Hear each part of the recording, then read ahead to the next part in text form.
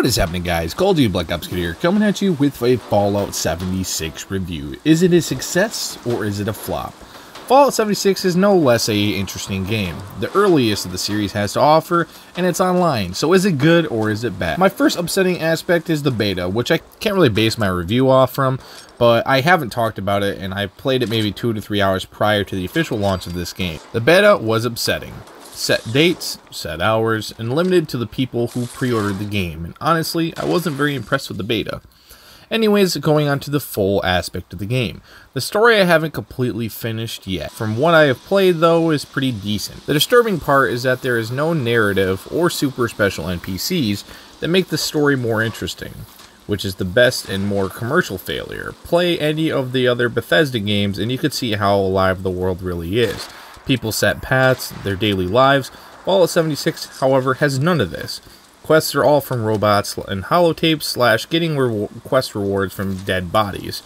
I will say this very bluntly, the game is strictly visual at this time. Go to a location and observe, because throughout the wasteland there is much beauty in this game. There is more destroyed locations as you get further, like the Savage Divide or Cranberry Bog, but the Savage Divide makes about 50% of the map and is mainly really desert. Locations throughout the game are breathtaking. Mountains are cool, you can see distant weather far away like rain and rad storms. You can fast travel to locations using your map, but it does cost caps for how far away you are. So in the beginning of the game, you're going to go from place to place, gaining experience and rewards. Quests in this game, of course, flat out suck. The largest problem I found out is that there is no quest givers, and now robots and recordings and other narratives and workarounds. It's who in charge of the story's progress and what the trade-off is for each. On my own, a world without NPCs seems starved for human contact, and that is the whole point of the first multiplayer Fallout. Playing Fallout 76 with others, however, I was constantly distracted. Someone found something, someone was shooting at something, our group leader plowed into a side quest with no one noticing, adding its goals to the list encompassing that the other quest I was tracking a nearby event and added to go find my junk where I had been killed earlier. These shared missions began to feel like more chaotic rather than semi-cooperative scavenger hunts for a summer camp. Survival is a key point that I really made me love and hate Fallout 76 at the same time. You constantly have to watch your food and hunger meter, make sure that you don't die from starvation. I never really ran into a problem with hunger, as everything you kill has some raw meat of some kind. So being a vegan in this game is not going to do much good for you.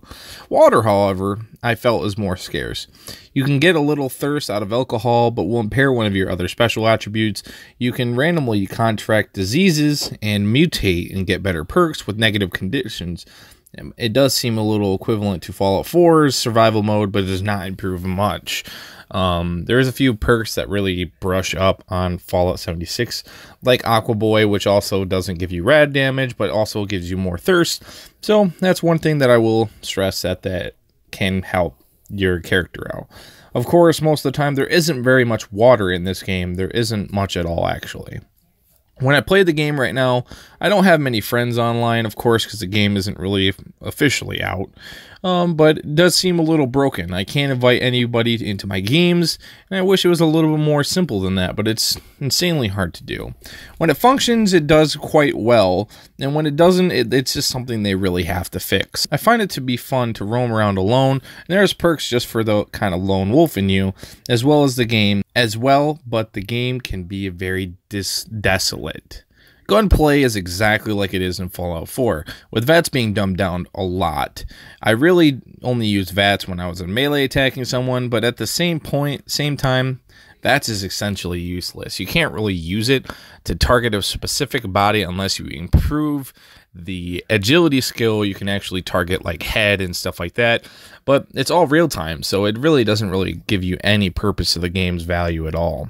Honestly, given to playing Fallout 76 for about 25 plus hours, I would give it a 6.7 out of 10.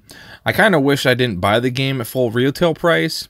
I would wait honestly until Black Friday, or at least game share it and have the other person pay half, because at its current state is really not worth it. This sucks because the game truly has potential, but it's sucked down by the creativeness and witty dialogue the series is known for.